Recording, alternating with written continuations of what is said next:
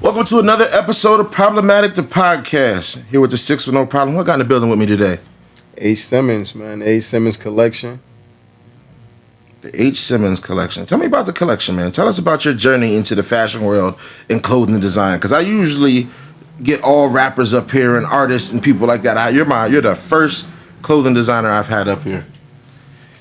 Well, the H Simmons collection itself, my journey, I started with a brand called Chosen Apparel and ended up doing t-shirt presses and things like that, but I noticed I wanted to do something different and stand out more, so I changed the name and put it as the H Simmons collection so that it can really be unique and I could fully be myself and stand out, kind of like the other brands like Gucci, Louis, so on and so forth, when they have their name as a brand and you're not buying the brand because of the name of the brand, something that's catchy or so on and so forth. Being that I had a brand called Chosen Apparel, something that everybody kind of was attracted to at the point.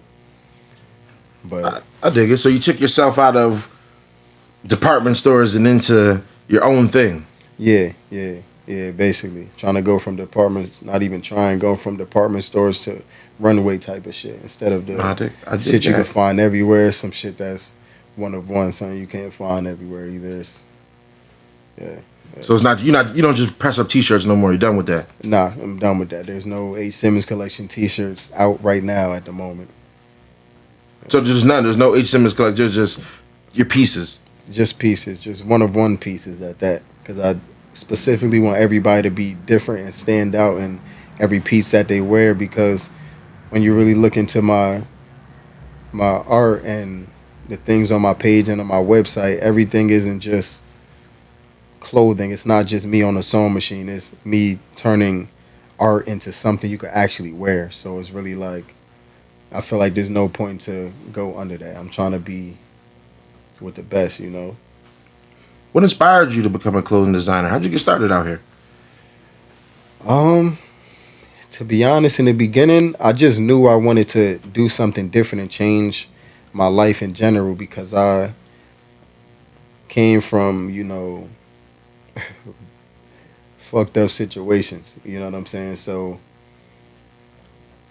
I really just wanted something different at first. So I started to, initially I was doing music and then I really didn't like how it was something that I'm doing, but I can't immediately get paid for it. Like I wanted to do something I can get paid for at the same time. So I started a t-shirt brand and eventually it evolved to me doing this. That's dope. So you wanted the more hustle mentality. You wanted immediate return on you putting out your creative works. That comes, I understand that I do a lot of music. The return on investment in music is never immediate. Right. Never. And if you don't have like the patience for it, I can see that's pretty much why a lot of people get out of it. If you're not super artistically involved in it and you want a return on investment in music, it's definitely not the path for people to take. Yeah, for sure. But I dig that. So you started moving with the clothes. How do you define your unique style and your approach to your clothing design? So my style originally, I noticed a lot of brands push like, I don't want to say negativity, but you'll see like horns and, just a lot of like, I dig it. Upside down crosses, skulls, like, horns, roses and thorns. Yeah, so the usual shit. I wanted to originally start out and just start doing kind of the opposite. So my uniqueness is really just like, I use the positivity. I have flowers and hearts and things like that and having meaning behind it. Like the hearts obviously represent love because without that, what are we? But at the same time, I use the flowers to represent growth. You know what I mean? Butterflies, things like that. Because I have a whole Watch Me Grow collection that recently just dropped. Majority of it's gone at the moment, but I've seen the pieces. They're pretty fire. Is it hard? Or did you think it would be difficult to get niggas in butterflies and hearts and flowers and things like that? To be honest, I love the colors. You know what I mean? Yeah. But some shit is kind of floral and flowery, but it looks nice. It doesn't look feminine. Right. You know what I mean? Yeah. And to be honest, that was kind of my main issue when I first started. But then once people start getting into actually understanding the meaning behind it and the art behind it, when I have to watch me grow. I have some pieces where I'll literally put, the seed and it being watered and everything, to where now you fully get to understand exactly what I mean behind the brand. I have quotes like, "How big would you dream if you knew you couldn't fail?" And I'll have the scenery and everything to represent that. So I feel like eventually the more I posted it, the more I pushed it, and the more people seen me wearing it and other people wearing it, and they got to the point where they, you know what, man, this is kind of fire, and now it ain't hard at all to get rid of nothing. Nah, I like that. I like that for sure. What role does the local culture and community play in influencing your designs? So the local culture, If you tap into it at all when you're creating your pieces. I mean, when I'm creating my pieces, the local culture necessarily, I mean, doesn't come into play, just because I get like my motivation and everything just from, I'm like a get in a confined space and create. You know what I'm saying? I kind of don't even know what I'm gonna create until I'm done with the piece. But I also do get in tune with the local culture. I have the Create, Believe, Inspire program that will be officially dropping in 2025, to where I'm teaching children and adults how to sew, but not really just to sew, how to become fashion designers and really express themselves through fashion. You know Okay. what I mean? Instead of just creating a piece, because anybody could work a sewing machine. What are some of your favorite materials to work with when you're sewing and stitching and putting pieces together? So my favorite thing to do when I'm actually creating and putting shit together, I have a bunch of bins of fabric. So I kind of like to just go through it and look at what I'm doing, and then I look at what I have, and then kind of just throw a few on the floor. Honestly, I see what colors go together, and really just like literally like I'm creating a portrait, man. It's kind of like it's a different process than everybody else's, because I'm not just gonna make a red sweater. You Right. know what I mean? So I kind of just get a bunch of fabric and look at what I can, and then however I'm feeling at the moment, then I'll kind of express that through my art, or things that I'm looking forward to, or whatever the case may be. I'll kind of try to express that through the piece that I'm creating. So your palette is like an idea board of fabrics. Yeah, yeah, I dig it. yeah. That's different. Well, it's different to me because I don't know anything about how anybody else designs fashion. These are my first questions even to a fashion designer. Right. What is? Oh, I did ask you that. Your favorite materials. Tell us about something memorable or challenging for you in this process. Like, what's the big challenge? Like in music, you said it was the return on investment. Kicking out music, you're not getting paid back fast enough for it, or not seeing anything from music. When you started doing fashion, what kind of threw you off just a little bit? Like, damn, I got to do this. I got to take it to the next step. Or like, I did this, but I didn't know in order to do this, I got to do this too. Um, to be honest, when I first was started with Chosen Apparel, what kind of threw me off is I was making a lot of pieces like press wise, different designs every single day, just something new. But I noticed that people would actually copy what you're doing, just put their logo on it and use the same placements, use the same uh, uh, uh, sweatsuit, use the same, like.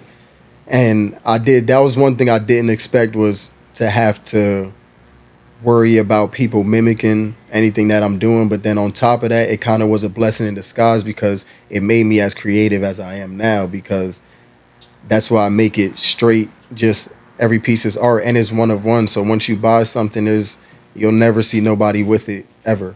It's really meant for everybody to be unique. Man, that's nice. You individualize your clients and customers. So nobody has to be, like we had that discussion about Jordans earlier. Nobody has to be seen as soon as it comes out. Oh, we all got this on. Yeah, exactly. That's nice. I do remember a lot of the Chosen shirts too. Now that I remember, the Chosen with the letters were With the offset. U upside down. Yeah. Yeah, definitely. Yeah. How'd the pandemic affect your work? The pandemic, honestly, because the H Simmons collection, I started, my first fashion show was a year ago, a year and 1 month ago exactly. So I actually haven't had the H Simmons collection for too long. Right. But during the pandemic, I just started Chosen Apparel, and basically it kind of helped. Like, it pushed me. You know what I'm saying? Like, it I think pushed the me to pandemic really, helped a lot of hustlers or people with ambition during that time. Yeah, for sure. It definitely helped me, and it pushed me to just go harder. Like, me and my mans right here, we was just running around. Just, I didn't even have a wheel at the time. He taking me everywhere I need to go. We running around making sure, we getting the shirts, we getting the vinyl, getting this, getting that, pressing it up, doing some drop offs, going to the. It was definitely, to be honest, the pandemic was a point when my Chosen Apparel specifically actually went to another level, because everybody was also at home able to watch what you're doing and pay attention to what's going on and just spend money, because at that time everybody was getting those stimulus checks at the same time. So Right. So people were spending. people was spending money, you know what I'm saying? So I'm dropping sweatsuits, I'm $100, like, because it's really just yeah, man, because you gotta make your own worth, you know what I'm saying? Because at Right. the end of the day, people. Because a lot of people wasn't getting them checks, but those people were spending the money. So it was like, how can we get some of that money too? Yeah, facts, and without having to go, to a 9 to 5 and clock in every day, you know what I'm saying? Something that I really don't want to do. A lot of creatives don't like doing that. Yeah. You follow any of the latest fashion trends that influence any of your pieces at all, ever?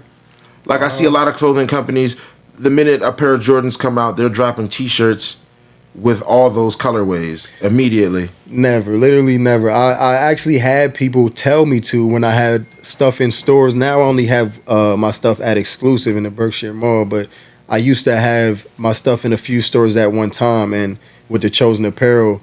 And then when I first started with the H Simmons collection, but everyone would tell me that, hey, yo, we dropping these, but that's something I just never wanted to do, because at the same time, like I said, I always wanted to be unique, and it's only one piece, so it's for that one specific person and that wants to pay that specific price. So it's kind of, In this world of fast fashion, how do you maintain your commitment to quality and craftsmanship?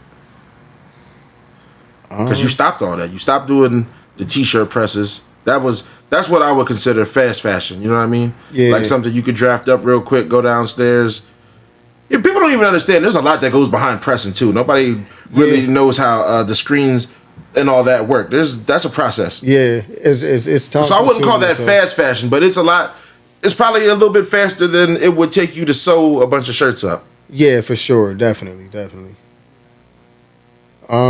Yeah, Did I kind of answer that question for you? yeah, basically. Man. Yeah. No. How do you maintain your commitment to quality though? So to maintain my commitment, one thing about my pieces, when everyone gets the time to actually, see them and get their hands on them in person, it's all high quality. Everything is heavy. Everything is thick. I make sure of that, because at the same time, you want to please the customer. You want to please the client. So to maintain it, I just make sure every piece that I'm doing, I'm at the same time creating art. So it actually adds to the quality of that. Because when you're making art is beautiful. It's beautiful. It's elegant. It has like a certain feel to it, depending on what exactly you're trying to make. So I feel like that's what really gives it that. Take that. Before we get out of here, what advice do you have for aspiring clothing designers, especially those in smaller or less like fashion focused areas like the city we live in? Because since they kicked them outlets out, this ain't really been too much of a fashionable place. Yeah. I mean, the advice I would have is to be honest. Just believe in yourself. Whatever you're doing, if you have that belief and you know for sure that you're going to be somebody and you're going to do what you want to do and have that big end goal, that's the main thing. Because if you don't believe you're going to be able to do it, you're not going to do it. You know what I mean? You're not going to reach them heights. So for me to even get to where I've came really far in a year. So for me to come this far in a year with my brand, I know looking back that it's just me believing and knowing like I'm the best in the world. They don't know it yet because they haven't got a chance to see it yet. You know what I mean? Kind of like Kanye with The Rock type of shit. So it's like the advice is to believe in yourself. If you know for a fact that you are great at something, believe that and do that 100% every day. You don't need a job. You don't need nobody's advice. You know who you are and you know what you want to do. So that would be my advice. Now that's really good advice, and I'm glad you used the example like Kanye. I believe headstrong people and people who, like you said, really, really believe in themselves. Yeah, Anything is possible. You spread your own wings, you fly. we honestly create our reality. That's the thing, you know. It starts with your thoughts, then your mouth, then your actions. You know what I'm saying? We create.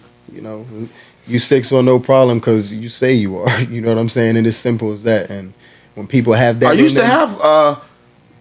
Not used to have. I still, when I was doing a lot of gigs heavy, I'd be 6'1" no problem on everything. That was my thing. Like, I'm on everything. Like, I'm like, there was like 4 DJs in the city at the time, bro. I was doing everything. Spanish parties, you know, urban shit, white people shit. I was at every event, doing everywhere. You know what I mean? So I would say I was on everything. That was my thing. I'm gonna be on everything, and that's how I carried it. I fucking did everything I possibly could. Now I'm on to other things. You know what I mean? Nah, word. As you should, man. You gotta elevate, man. Keep it pushing. Tell us where to find some H Simmons collection. Now you said you're only an exclusive right now. So store wise, I'm only at exclusive in the Berkshire Mall.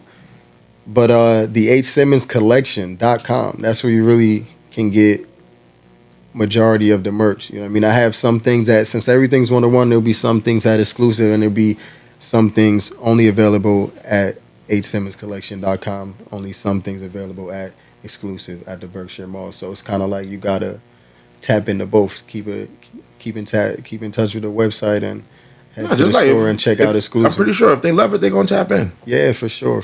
I've seen some. You should have brought a piece. I definitely was. I was gonna wear my own piece also, but you know, I mean, moving around, and I'm also wearing. We did a fashion show with the BCAP and the SCAT program in October, and we had the winner for this fashion show, and we got her closing exclusive. And okay, fire. Recently did a pop up with her yesterday, actually, but this is one of her pieces. You know what I'm saying? So okay. I definitely told her I would wear her joint for this interview. So yeah, that's dope. Give her a little shout out. I'll tag definitely, you both in the. Jasmine Lex Martinez. I'm so sorry I forgot the Instagram, man, but.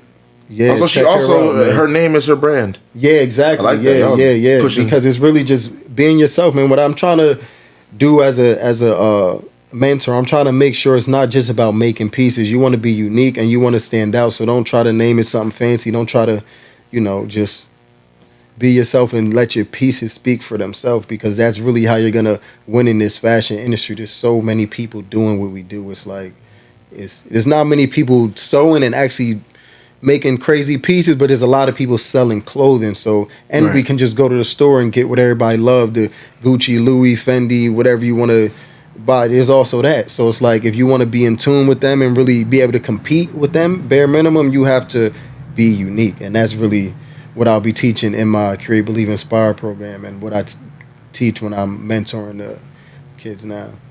No, that's a dope message. I appreciate that. I'd love for the youth to understand that, like, uniqueness is what's going to carry, because everybody be so hell-bent on fitting in. Yeah, definitely. All right, man, I appreciate you for stopping by today. We finally got this interview in. I'm gonna have to get some B-roll or some pieces one day. I'm just going to stop by, I guess, exclusive, and take some shots.